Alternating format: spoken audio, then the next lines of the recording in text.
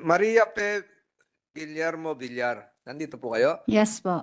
Pakialis na siguro yung face mask para... Nahawak namin ng kumiting ito ang iyong sinumpaang salaysay. Nakalagay dito na ikaw ay naninirahan ngayon sa Mamburao, Mindoro Occidental. At nakalagay din dito na kasambahay ka bago pa mag-Mayo 2023 hanggang June 2023 ni Danica Jerlyn Garcia Ruiz na nakatira sa barangay Palocan West, Batangas City. Sino si Danica Jerlyn Garcia Ruiz? Anak po siya ni Ate Franz po, tsaka ni Kuya Jerry. Anak. Apo. Ilang taon na to? Hindi ko po alam eh. Kasi hindi ko po siya natatanong kung ilang taon po siya. Hindi, pero sa itsura.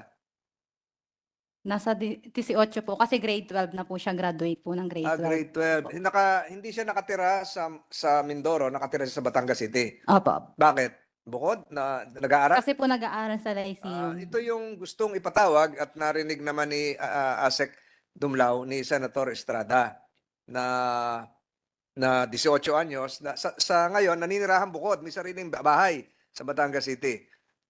Opo, naupa po. Apartment. Naupa sa Batangas City. So hindi ito talaga batang musmos na kailangan ng guardian, may sariling diskresyon na at naninirahan ng bukod.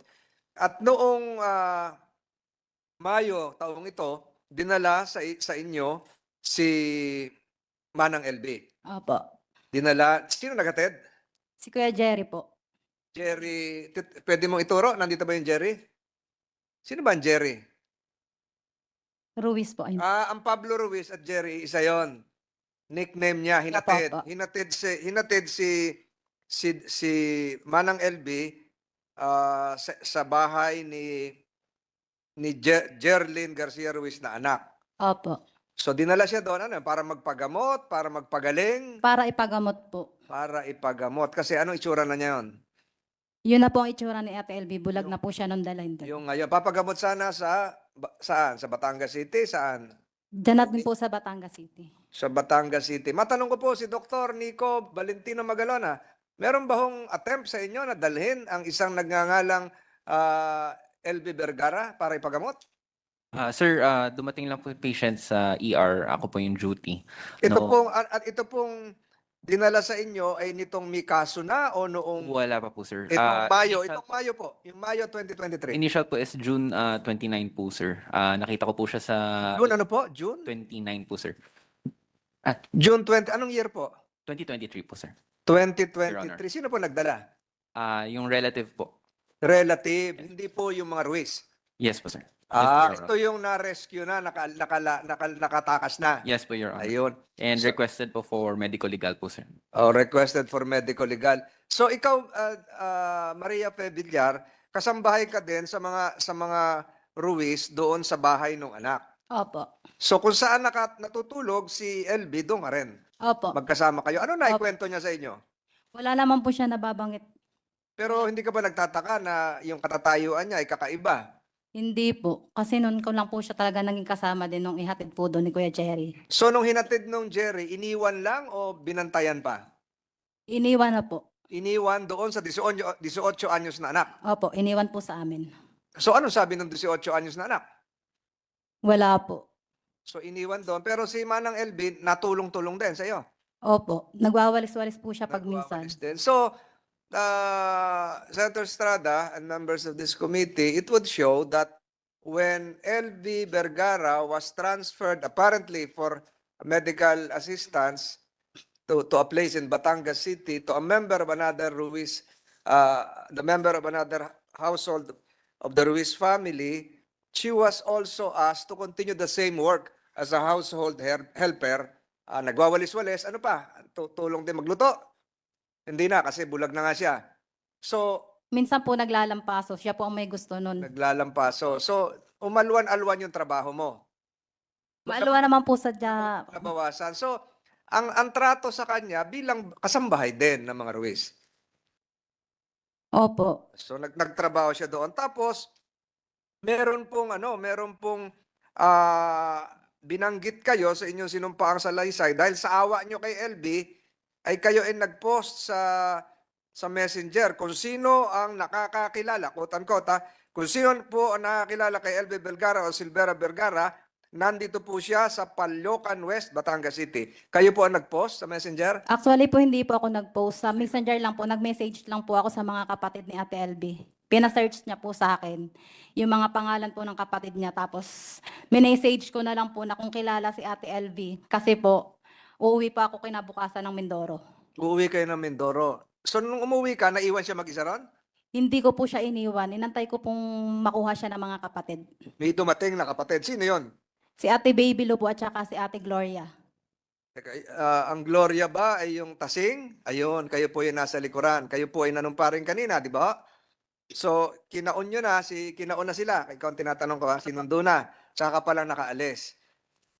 30 pa po ako nakaalis nun. So, kailan dumating yung sinasabing may 20,000?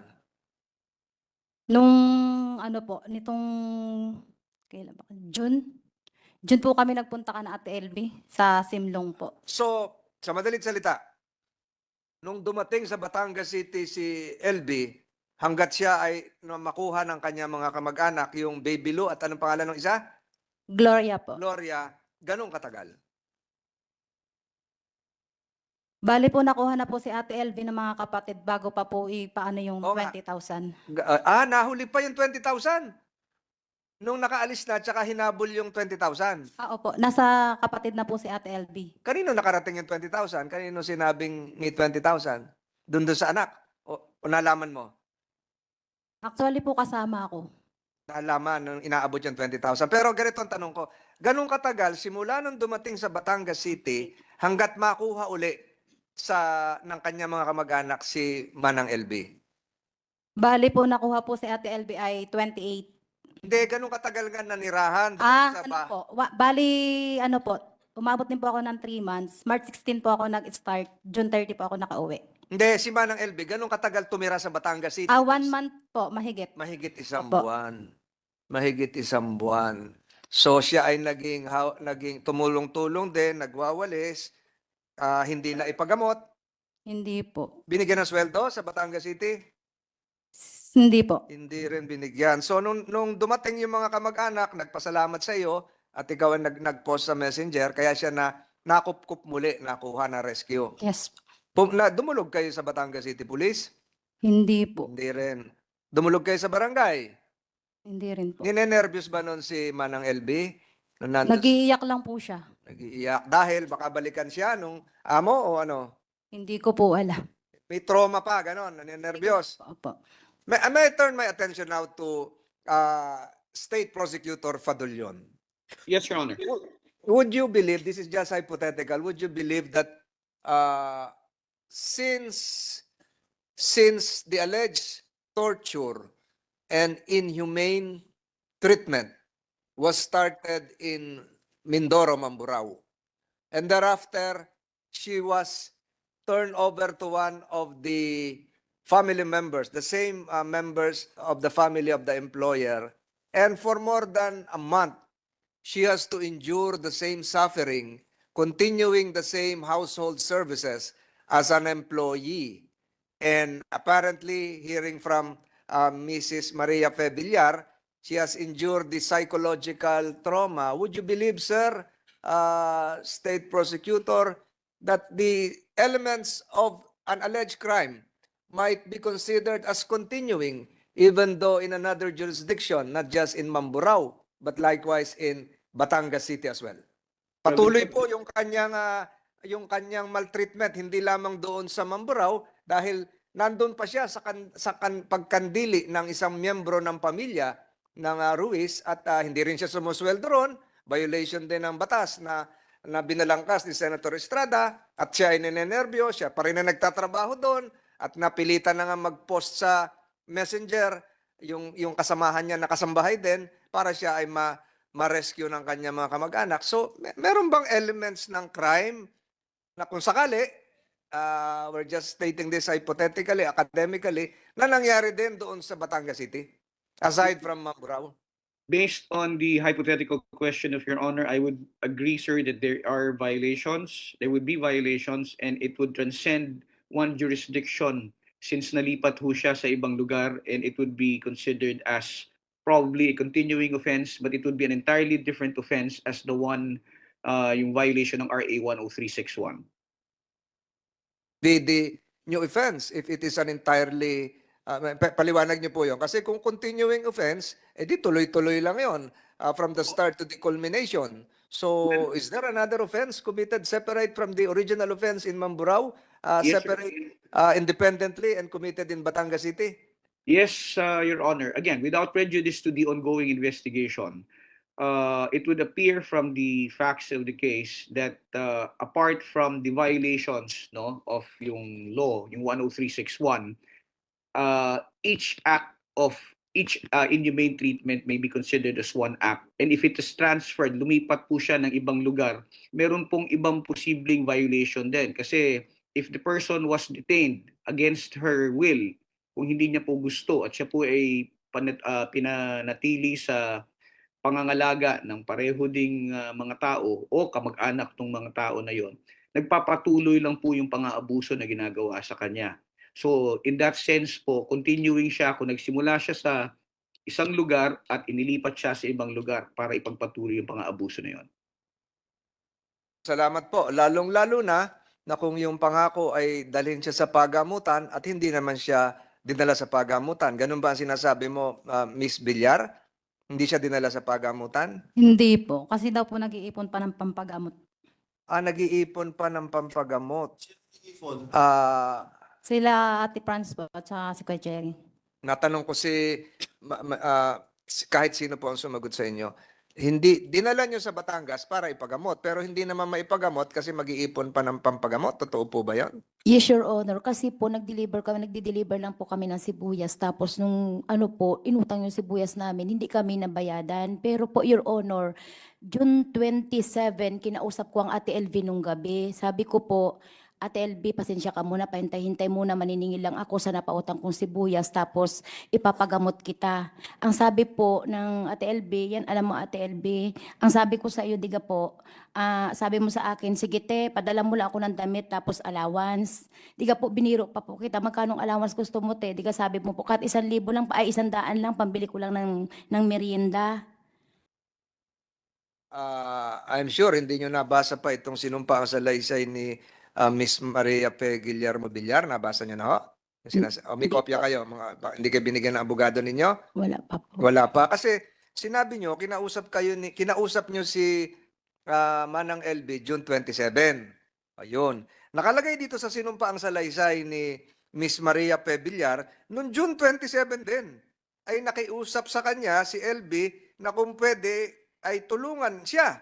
Makita niya ang mga kapatid niya na di umano'y naninirahan din sa Batangas City at ang pangalan ay Gloria at Baby Lou. Ito po yung sinumpaang salaysay ni Maria P. Villar na nakiusap sa iyo si LB na tulungan siya noong June 27. Ito naman, sinasabi ni Mrs. Ruiz, noong June 27 din, kausap niya si LB na kahit 100 pesos ay bigyan. So, Pang-allowance daw po. ang tatanungin ko ngayon ay si LB. Sino ang nakausap mo noong June 27? Yung Si Maria Villar o si Franz Ruiz? Sa Team Maria P po, Na nakiusap ka na, na pakihanap po yung mga kapatid ko.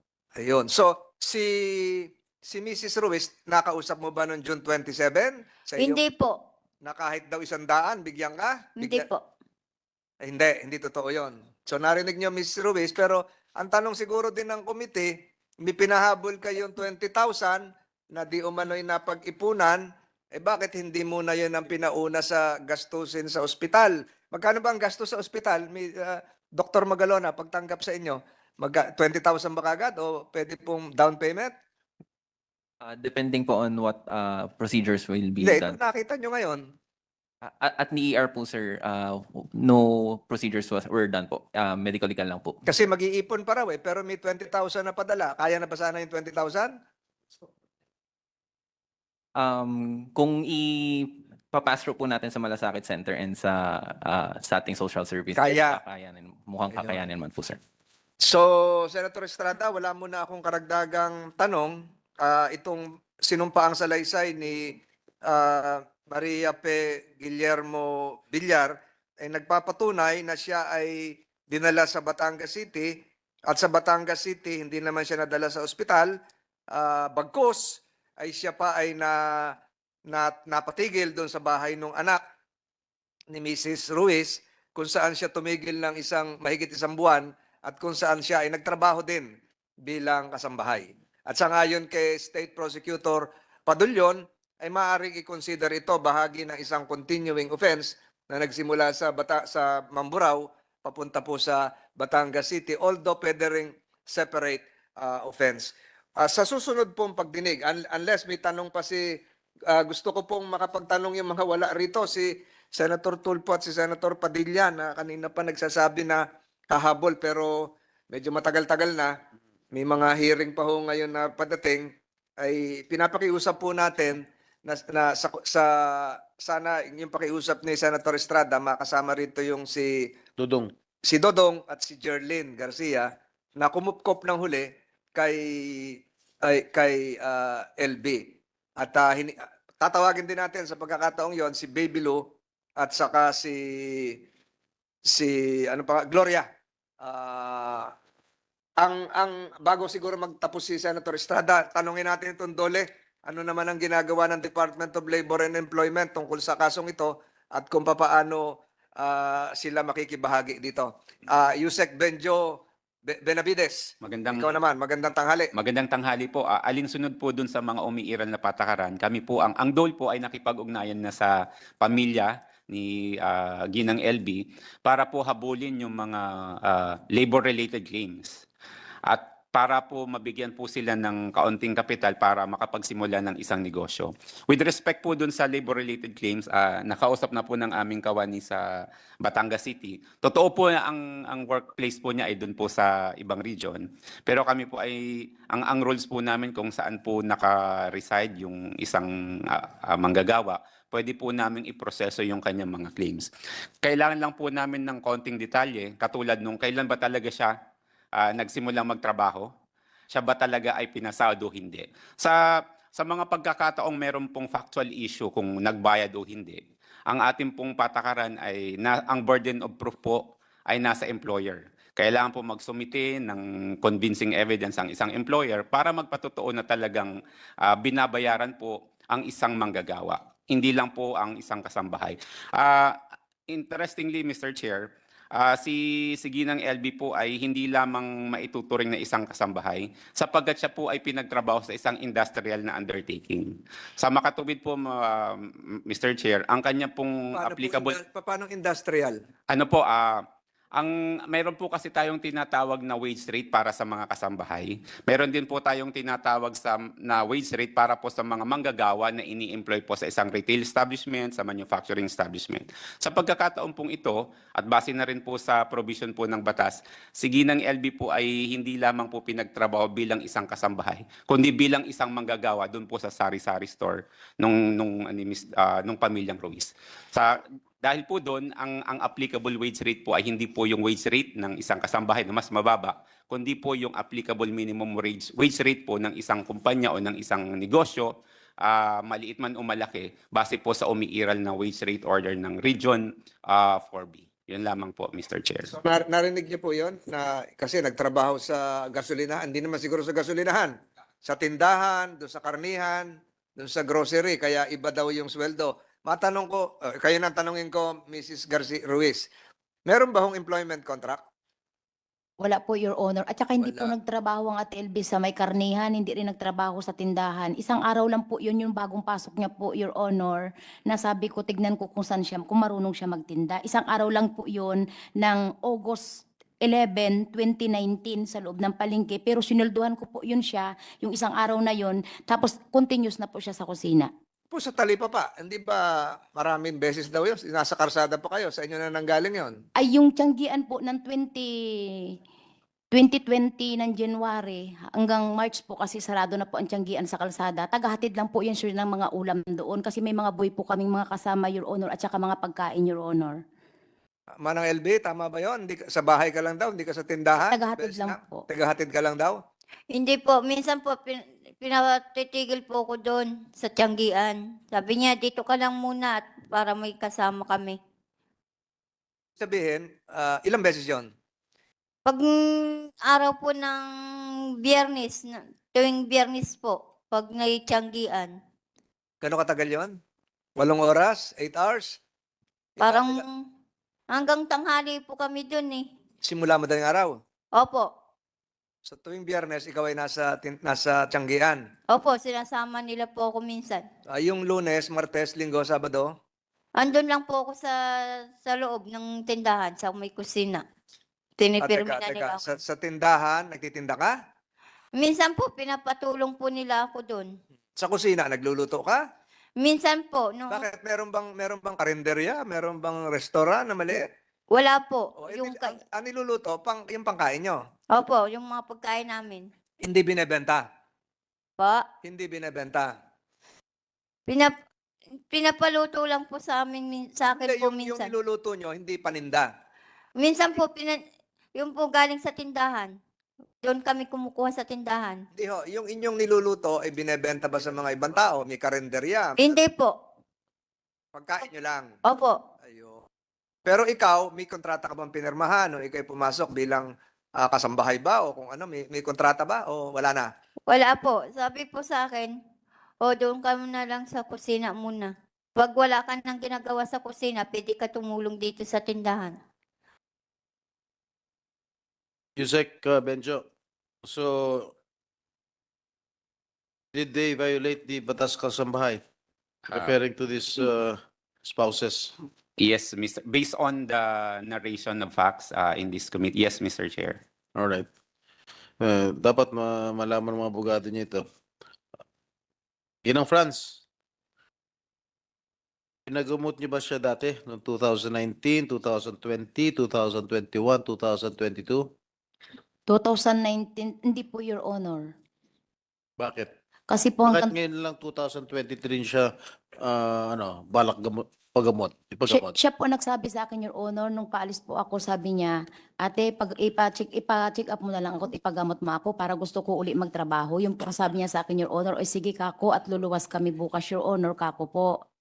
E di sabay ka na sa amin, sabi ko po, ay nung nag-deliver naman kami, sadya talaga na ano din at hindi kami nakasingil ng sibuyas, iniwan lang po namin sa Balintawak ang sibuyas, hindi rin po kami nabayadan. Pero ang sabi, teka, with the provincial Yeah, yeah. Estrada, sinakay daw sa truck ng sibuyas. Wala naman siyang kasama. Mayroon po, Your Honor, yung kasama niya, kasi doon po sa unahan, Your Honor, Sabi nyo kasi sasamahan nyo. Sinamahan nyo sa truck ng sibuyas? magkakasama po kami, Your Honor, na lumuwas. Opo, Sinamahan mo ba sa truck ng sibuyas si Aling LB? magkakasama po kami. Pero doon nga lang po kami sa unahan banda kasi puno po. May kasama siya sa likod yung isang boy namin. Pero po ang biyahe ng mula sa amin hanggang sa pier po, wala pa pong 30 minutes. Tapos sa barko po, open po yun. Pwede po silang bumaba, pwede silang gumala, pwede silang umakyat sa taas. Masyado makakagala kasi bulag na nga eh. May kasama po siya, Your Honor, yung isang boy po namin. Eh sabi nila, dito na lang kami ate, upo na lang kami dito. Pero nakataas po yun. Tapos pagdating po sa Batangas, Your Honor, kunting oras lang din po, apartment na rin po ng anak ko, tinitirhan na din po.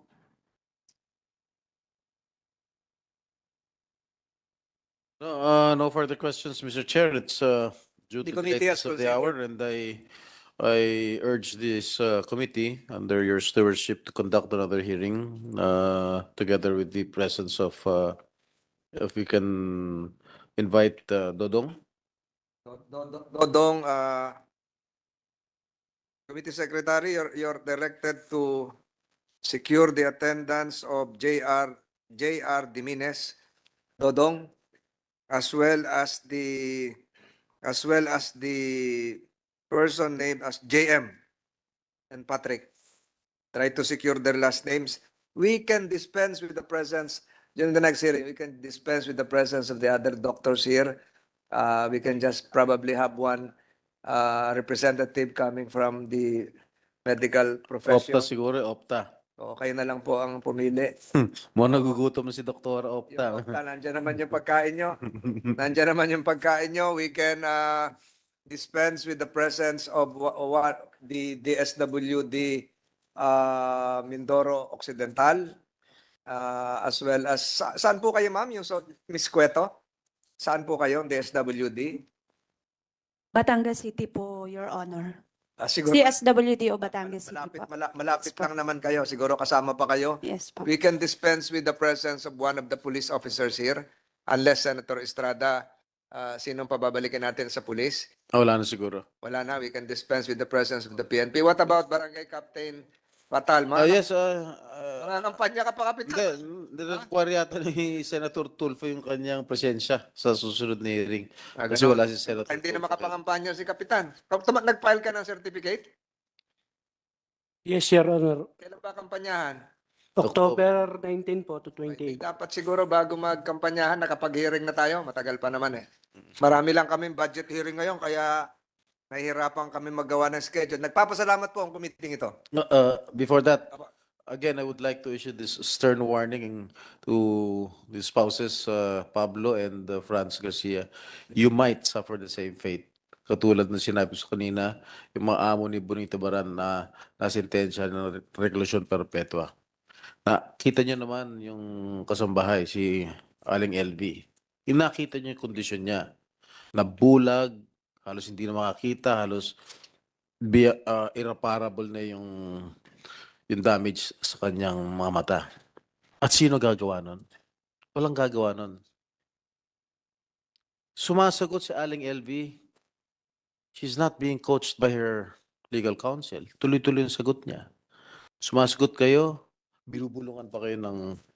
Although, nothing against it. That's your right. Pero of course, as an observant, nakikita ko kung sino nagsasabi ng totoo.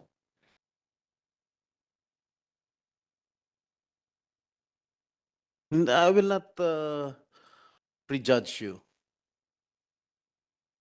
But again, I'm warning you, you will suffer the same fate. Thank you, Mr. Chair.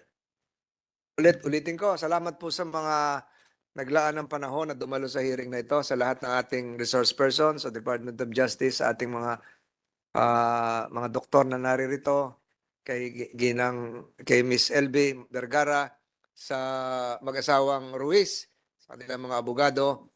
Without objection on the part of my colleagues here, present physically and virtually, the Senate investigation on the matter of the case of Miss LB Vergara is hereby suspended. Salamat po. Kainin niyo po yung tanghalian niyo o gusto niyo ibaon niyo?